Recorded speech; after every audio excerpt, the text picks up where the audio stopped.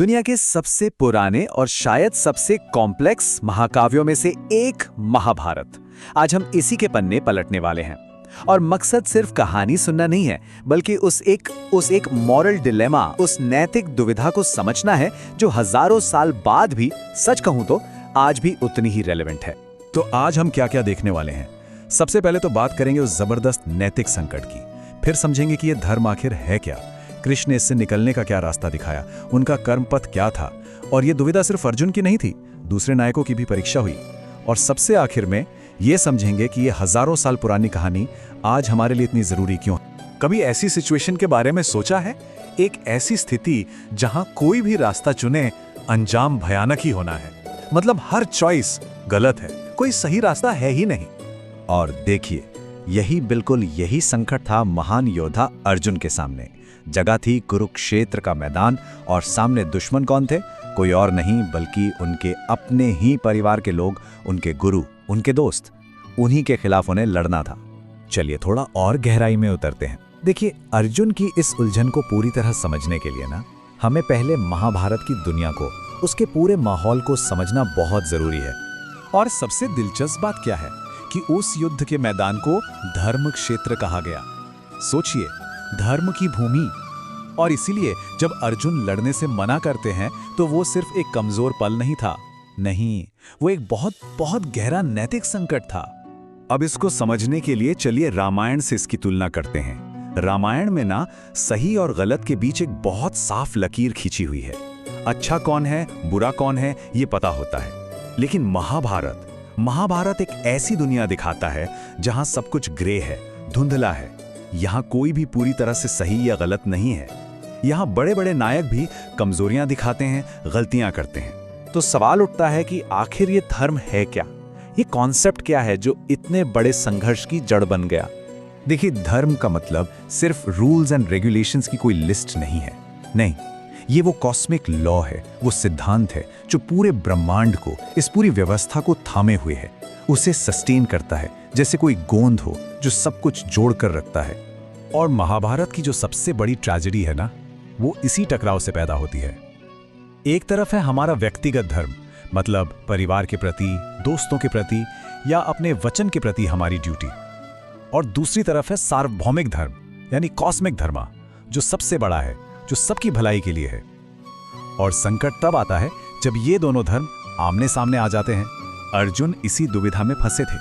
तो अब सवाल ये है कि उनके सारथी, उनके गाइड कृष्ण, वो उन्हें क्या सलाह देते हैं, वो क्या रास्ता दिखाते हैं? तो कृष्ण का जो जवाब है वो भगवत गीता के रूप में हमारे सामने आता है। और वो अर्जुन को कोई सीधा साधा आसान सा जवाब नहीं देते, बल्कि वो कर्म करने के पूरे नजरिए को ही बदल देने की बात करते हैं। वो सिखाते हैं निस्वार्थ कर्म का मार्ग, जिसे कर्मयोग कहते हैं। और उनकी इस पूरी शिक्षा का जो निचोड़ है, जो सार है, वो गीता के शायद सबसे प्रसिद्ध श्लोकों में से एक में हमें मिलता है। तो मतलब क्या हुआ इसका? कृष्ण का संदेश बिल्कुल साफ है। वो कहते हैं, एक योद्धा के तौर पर अपना कर्तव्य निभाना ही कर्म है, लेकिन उस कर्म के फल से, उसके नतीजे से खुद को पूरी तरह अलग कर लो। जीत होगी या हार, यश मिलेगा या पाप लगेगा, इन सब की चिंता छोड़ दो। बस बिना किसी अटैचमेंट के अपना कर्म करो। पर एक मिनट, ये धर्म संकट सिर्फ अर्जुन का ही नहीं था।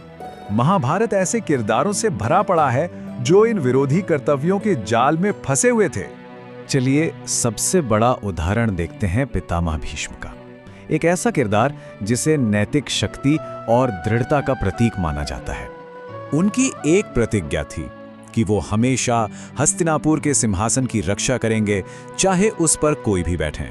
और यही प्रतिज्ञा, यही उनका व्यक्तिगत धर्म उन्हें उस वक्त चुप रहने पर मजबूर कर देता है जब भरी सभा में द्रौपदी का अपमान हो रहा था। सोचिए, ये वो पल था जब उनका निजी वचन न्याय के सार्वभौमिक धर्म के ठीक सामने आकर खड़ा हो गया। और नतीजा, उन्होंने अपनी प्रतिज्ञा को चुना, अपने व्यक्तिगत धर्म का पालन किया, लेकिन इसी वजह से उन्हें युद्ध में अधर्म के, कौरवों के पक्ष में खड़ा होना पड़ा। अब बात करते हैं कर्ण की, एक और महान योद्धा जिसका जीवन त्रासदियों से भरा था। उनकी दुविधा थी दोस्ती और खून के रिश्ते के बीच।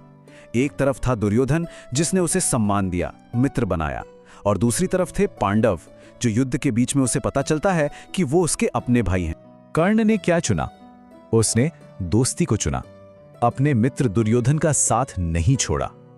अब देखिए, मित्रता निभाना एक बहुत बड़ा धर्म है, एक नेक काम है, लेकिन इस व्यक्तिगत धर्म को निभाने के चक्कर में वो भी परम धर्म के खिलाफ अधर्म के पक्ष में खड़े हो गए और आखिर में मारे गए। तो भीष्म, कर्ण, अर्जुन, इन सब की कहानियों के बाद हम पहुंचते हैं सबसे अहम सवाल पर कि भाई ये हजारों साल पुरानी कहानी आज हमारे लिए क्यों इतनी जरूरी है? इसका आज क्या मतलब है?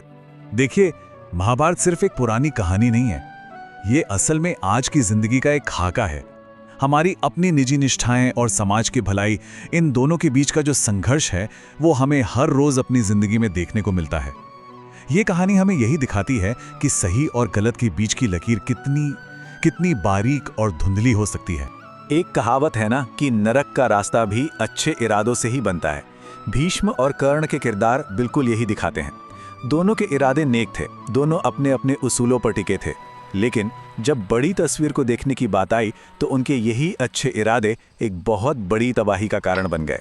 और आखिर में ये महाकाव्य हम सभी को एक बहुत गहरे, एक शाश्वत सवाल के साथ अकेला छोड़ देता है। ये हमें मजबूर करता है ये सोचने पर कि हम अपने छोटे छोटे कर्तव्यों, अपनी निजी निष्ठाओं से ऊपर उठकर देखें और खुद से पूछें कि हमारे कर्मों का, हमारे एक्शन का असली मतलब क्या है, उनका असली मोल क्या है।